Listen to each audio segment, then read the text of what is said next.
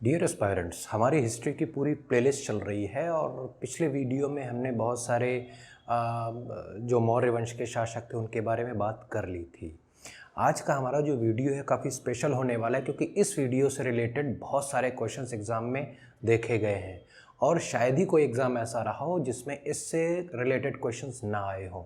तो दोस्तों, शुरू करने से पहले मैं आपसे एक रिक्वेस्ट करना चाहता हूं, अगर आप हमारे इस चैनल पर नए हैं तो कृपया सब्सक्राइब कर लें और बेल आइकन को दबाना ना भूलें और ज़्यादा से ज़्यादा इस वीडियो को शेयर भी कर लें ताकि आपके सहपाठियों को इस वीडियो का लाभ मिल सके। दोस्तों, ज्ञान प्लैनेट चैनल में आपका स्वागत है। चलिए शुरू करते हैं।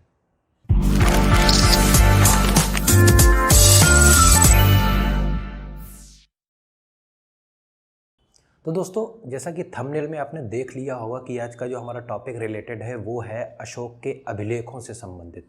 अर्थात जो अशोक के द्वारा बनाए गए जो मैसेजेस थे वो किसी कागज़ पर ना होकर वो दीवारों पर उकेरे गए थे या किसी पिलर पर लगाए गए थे या कहीं इस प्रकार से जो उनके एडिक्ट्स थे या उनके जो अभिलेख थे, आज हम उनका वर्णन पढ़ेंगे शॉर्ट फॉर्म में।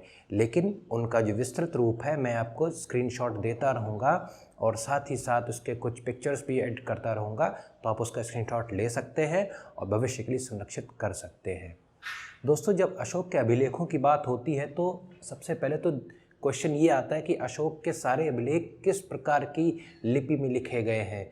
केवल 2 अभिलेखों को छोड़कर बाद बाकी अशोक के सारे अभिलेख ब्राह्मी और कुछ अभिलेख प्राकृत भाषा की लिपि में भी लिखे गए हैं।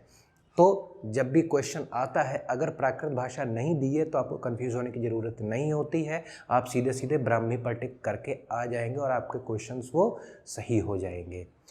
तो जब हम अभिलेखों की बात करते तो कितने प्रकार के मैसेजेस उन्होंने अभिलेखों पर दिए।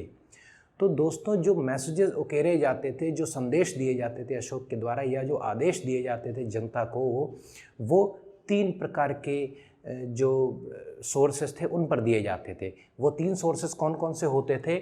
या तो उनको शिलाओं पर उकेरा जाता था, पत्थर, इसको रॉक एडिक्ट्स भी बोलते हैं। किसी पत्थर पर कोई लेख लिख देना, इस प्रकार के लेख को हम लोग शिलालेख कहते हैं और अशोक ने सर्वप्रथम शिलालेखों का प्रचलन किया था। ये बहुत बार क्वेश्चन में पेपर में आया हुआ है। सबसे पहले ये आता है कि अशोक के द्वारा प्रचलित कौन से चीज़ें सबसे सर्वप्रथम की गई हैं, तो आप शिलालेखों पर टिक लगा देंगे। यह क्वेश्चन पलट कर आ जाता है कि शिलालेखों का सर्वप्रथम प्रचलन किस चक्रवर्ती सम्राट ने किया था, तो आप वहाँ पर अशोक के नाम पर टिक लगा देंगे। तो शिलालेखों को 2 कैटेगरी में डिवाइड किया जा सकता है। एक तो बड़े शिलालेख या उनको हम लोग भाषा में कहते हैं वृहद शिलालेख, और दूसरे शिलालेख जो मेन स्ट्रीम में नहीं आते हैं उनको अलग रखा गया है। छोटी छोटी सूचनाएं उन पर उकेरी गई हैं, इसलिए उनको लघु शिलालेख के श्रेणी में रखा गया है। तो जो वृहद शिलालेख हैं, जो कि बहुत ही इंपॉर्टेंट शिलालेख अशोक के द्वारा उस समय बनाए गए थे, उन वृहद शिलालेखों में इनकी संख्या है 14। ये 14 शिलालेख हैं और ये 14 शिलालेख 8 स्थानों पर पाए गए हैं। ये 8 स्थान कौन से हैं आप स्क्रीन पर उधर देख सकते हैं और उसका स्क्रीनशॉट ले लेंगे। तो ये जो वृहद शिलालेख थे, ये इनकी संख्या 14 है और ये 8 स्थानों पर पाए गए हैं।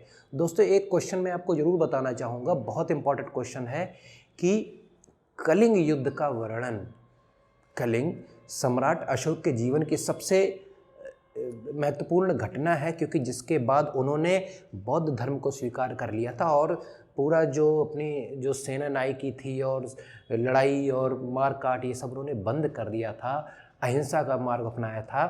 तो ये जो कलिंग युद्ध था ये उनके जीवन का एक महत्वपूर्ण हिस्सा था और इस कलिंग युद्ध का वर्णन उन्होंने किस शिलालेख में किया है, किस शिलालेख में इसका वर्णन मिलता है। कई बार क्वेश्चन ये आया है, तो आप ध्यान रखेंगे जो कलिंग युद्ध का वर्णन है वो आपके 13वें शिलालेख में मिलता है, 13th शिलालेख में। और ये बाद बाकी जो 1 से लेकर जो 14 तक शिलालेखों के जो महत्वपूर्ण उद्देश्य है वो मैं आपको स्क्रीनशॉट ऑलरेडी दे चुका हूँ।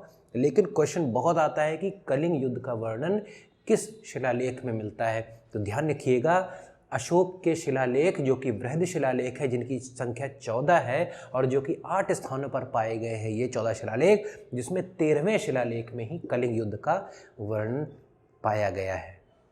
दूसरी बात आती लघु शिलालेख। मैंने आपको बताया कि ये मेन स्ट्रीम में ना होकर इन 14 शिलालेखों में शामिल इनको नहीं किया गया है और ये इन पे छोटी छोटी सूचनाएं अंकित हैं, राजाज्ञाएं अंकित हैं, तो इसलिए इनको लघु शिलालेख की श्रेणी भी कहा जाता है।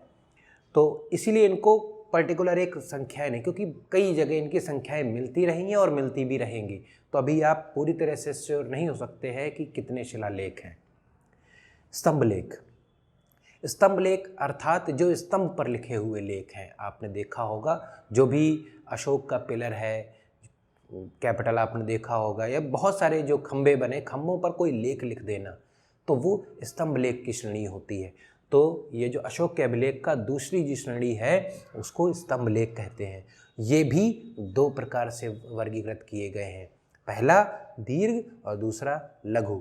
लघु इसलिए क्योंकि ये दीर्घ की मेन स्ट्रीम श्रेणी में शामिल नहीं किए गए, इसलिए उनको अलग से कर दिया गया और उनको नाम दे दिया गया लघु। दीर्घ जो स्तंभलेख हैं, ये कितने स्तंभलेख पाए गए हैं? स्तंभ कितने पाए गए? 7 स्तंभलेख पाए गए हैं और ये 6 स्थानों से मिले हैं। ये स्थान आपको ध्यान रखने पड़ेंगे, मैं इन सभी की सूची आपको देता रहूँगा टाइम टू टाइम स्क्रीन पर। आप जैसे कि देख रहे होंगे इस स्क्रीन पर, ये मैं एक इमेज फॉर्म में दे रहा हूँ स्क्रीनशॉट, आप इसको देख लीजिए और इसका स्क्रीनशॉट भी ले लीजिएगा। तो स्तंभलेखों की संख्या 7 है जो कि 6 स्थानों से मिले हैं, वहीं पर शिलालेखों की संख्या 14 है, बहुत इंपॉर्टेंट है, जो कि 8 स्थानों से मिले हैं। और गुहालेख। गुहालेख अर्थात गुफाओं पर अंकित लेख। तो ये कौन सी गुफाएं हैं? ये गुहालेख जो हैं ये बिहार के गया ज़िले में एक बराबर नाम की 3 गुफाएं हैं। कौन सी नाम की? बराबर नाम की 3 गुफाएं हैं। आप इसको लिख लीजिएगा, गुफाओं का नाम है बराबर। इन बराबर नाम की 3 गुफाओं पर जो लेख लिखे गए हैं उनको हम लोग 3 गुहालेख भी कहते हैं। ठीक है, तो ये आपके 3 अभिलेखों के टाइप हो गए। अशोक के अभिलेख, पहला शिलालेख हो जाता है, दूसरा स्तंभलेख और तीसरा गुहालेख।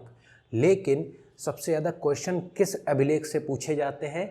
शिलालेख से पूछे जाते हैं। तो इसके लिए मैं आपको एक स्क्रीनशॉट ऑलरेडी दे चुका हूं। अगर आपने स्क्रीनशॉट नहीं लिया है तो आप वीडियो को पीछे बढ़ाकर आप उसका स्क्रीनशॉट ले सकते हैं। दोस्तों ये वीडियो बहुत इंपॉर्टेंट था, मैंने सोचा आपको ये बता दिया है क्योंकि इससे एग्ज़ाम में बहुत ज़्यादा क्वेश्चंस बन के आते हैं। अगर आपको हमारा ये वीडियो पसंद आया हो तो अभी इसको लाइक कर दें और ज़्यादा से ज़्यादा शेयर कर दें। धन्यवाद। आज के लिए बस इतना ही। आपका दिन शुभ हो।